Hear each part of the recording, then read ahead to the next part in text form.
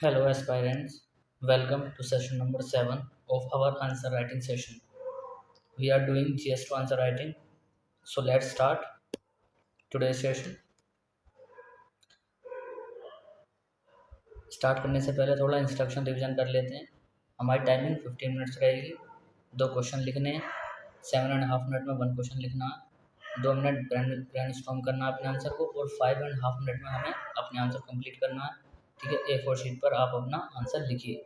इसके बेनिफिट्स होंगे कि आपको अप्रोच पता चलेगी। ठीक है, आपकी टाइमिंग इम्प्रूव होगी, वैल्यू एडिशन होगा आपके, और आपको डाटा डायग्राम इंट्रो और कंक्लूजन मिलेगा और आपका कॉन्फिडेंस बिल्ड होगा।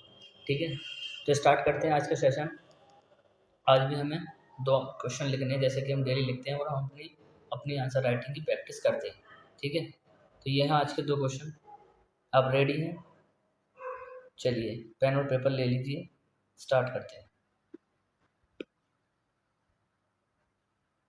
स्टार्ट।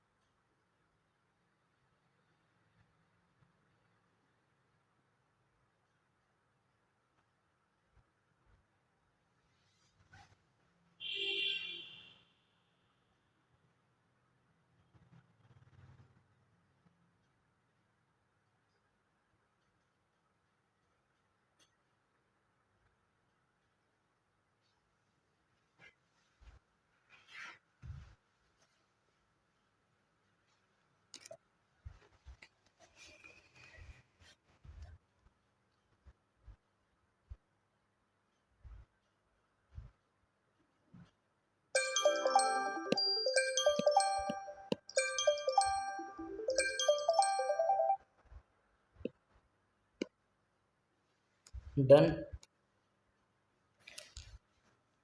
चलिए स्टार्ट करते हैं। आई होप आपने आंसर अपने लिख लिए होंगे। देखिए आपने कैसे आंसर लिखे ये मैटर नहीं करता, आपने प्रैक्टिस की, आपने कोशिश की, ये बहुत बड़ी बात है। और आप धीरे धीरे इस तरीके से अपनी आंसर राइटिंग को इम्प्रूव करेंगे। ठीक है, तो अब इनके आंसर देखते हैं किस तरीके से आंसर हमें लिखने थे। ठीक है, चलिए फर्स्ट क्वेश्चन था, इन recent years India's relationship with West Asia has evolved from the confines of geopolitics to expanse of geoeconomics। ये क्वेश्चन क्या बोल रहा है? ये बोल रहा है कि हाल के वर्षों में जो इंडिया की रिलेशनशिप है ना वेस्ट एशिया के साथ में, वो अब जियोपॉलिटिक्स तक सीमित नहीं है बल्कि एक्सपेंड कर चुकी है, जियो इकोनॉमिक्स में भी आ चुकी है। तो उसका जो दायरा है ना वो जियो पॉलिटिक्स से निकल कर जियो इकोनॉमिक्स में भी जा रहा है, और इसको हमें डिस्कस करना था। अब यहाँ पर एक इंट्रो हमें चाहिए थोड़ा सा। अगर डाटा फैक्ट याद है ना वेस्ट एशिया की इम्पोर्टेंस के लिए भारत की, तो उससे लिख सकते हैं। तो यहाँ पर देखते हैं किस तरीके से टॉपर्स ने अपना आंसर लिखा था। देखिए सबसे पहले यहाँ पर सीखने वाली चीज़ ये है कि अगर हम वेस्ट एशिया की बात चल रही है तो यहाँ पर क्या किया कि एक छोटा सा मैप बना दिया जिसमें कि वेस्ट एशिया को दिखा दिया गया है। तो हम भी क्या कर सकते हैं, इस तरीके से हम क्या सीखते हैं यहाँ से, एक हम साइड में जैसे वेस्ट एशिया की बात हो रही हो या फिर साउथ एशिया की या फिर मिडिल ईस्ट एशिया की, तो इस तरीके से हम क्या करेंगे एक छोटा सा मैप बना देंगे ताकि हमारा आंसर अच्छा दे। ठीक है, अब देखिए इंडिया, इन्होंने लिखा कि जो इंडिया का रिलेशन है ना वेस्ट एशिया के साथ में, वो अब एक शिफ्ट की तरह देखा जाता है। लाइक डिप्लोमेसी, इंडिया की जो डिप्लोमेसी है ना वो स्ट्रेंथ कर रही है। जैसे जैसे इस्लामिक कंट्रीज़ के साथ में क्या हो रहा है, जो टाइज है ना, जो संबंध है वो मजबूत हो रहे हैं। और ऐसे नहीं कि एक स्फीयर में हो रहे हैं, बहुत सारे स्फीयर्स में हो रहे हैं, जैसे कि इकोनॉमिक्स हो गया, पॉलिटिक्स हो गया या फिर एनर्जी से रिलेटेड।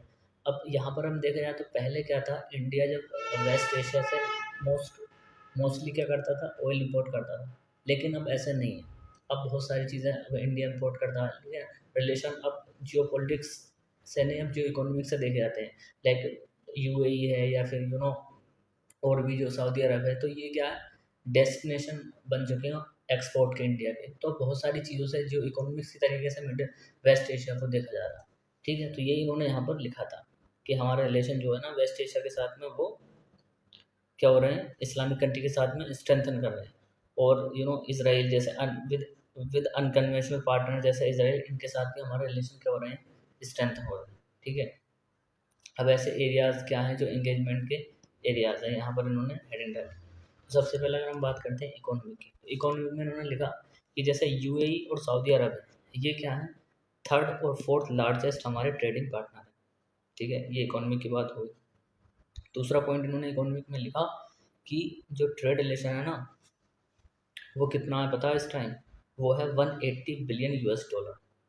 तो यहाँ पर डाटा याद होना हमें चाहिए। फ्री ट्रेड एग्रीमेंट्स हम करते हैं, अब तो यूएई के साथ में जैसे कर लिया, तो एफटीए भी हम वेस्ट एशियन कंट्रीज़ के साथ में कर रहे हैं।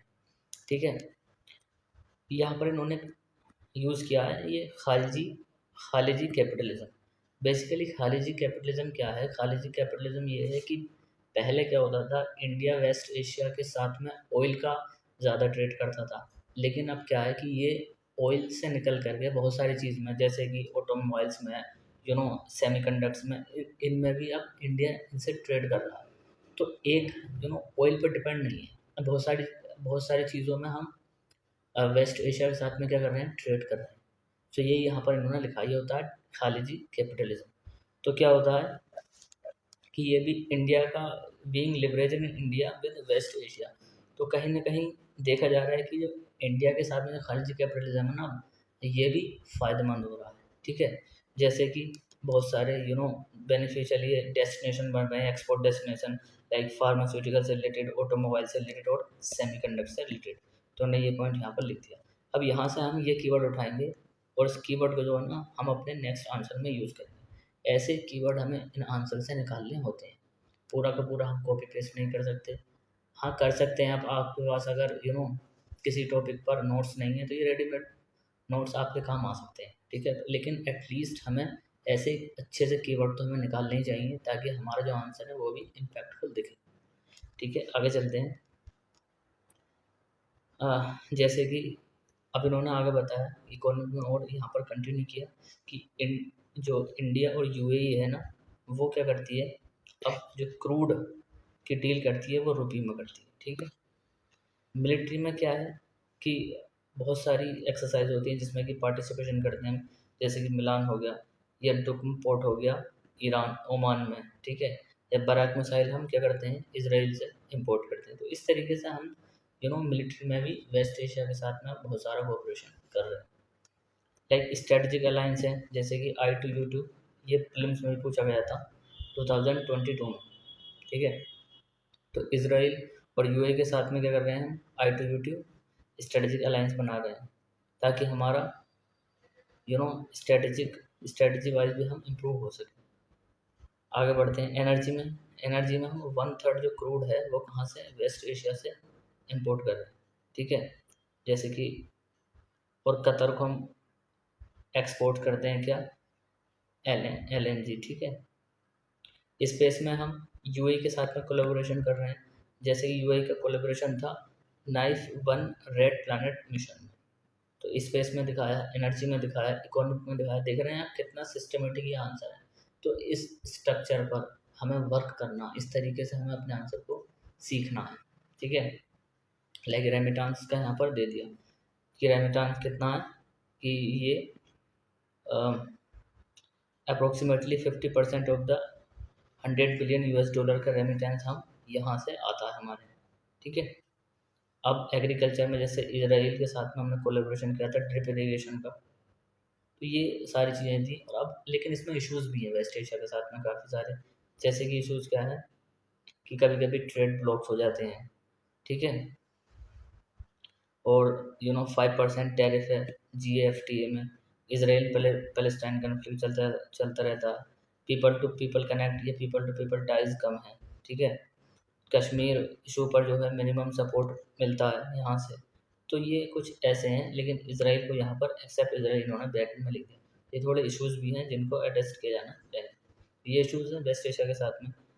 हैंस जैसे जैसे मल्टीपोलर वर्ल्ड बढ़ रहा है तो इंडिया की जो डाइवर्सिटी है, ठीक है, वो इसकी स्ट्रेटजिक पार्टनरशिप के साथ भी वेस्ट एशिया एक अच्छा रिलेशन हो सकता है कि हम वेस्ट एशिया के साथ में भी अपनी अच्छी पार्टनरशिप बनाएं, ठीक है। तो ये था यहाँ पर क्वेश्चन। अब हमने देखा कि एक तो हमने स्ट्रक्चर की अप्रोच सीखी कि हमें अगर कोई भी अगर क्वेश्चन लाइक वेस्ट एशिया से आया, रिलेशन आ रहा है ना किसी देश से रिलेशन, या फिर किसी पर्टिकुलर लाइक यूरोप से रिलेशन या नाटो से रिलेशन, इंडिया के लिए क्या रिलेशन है, ठीक है।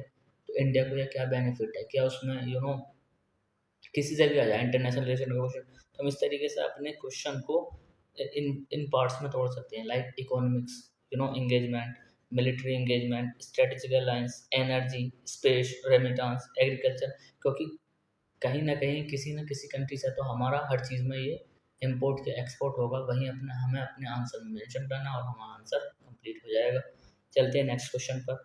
अब नेक्स्ट क्वेश्चन क्या था कि जो कंपटीशन कमीशन ऑफ इंडिया का रोल है वो बहुत ज़्यादा सिग्निफिकेंट है in furthering healthy competitiveness and at inspiring stakeholders to innovate and augment effectiveness।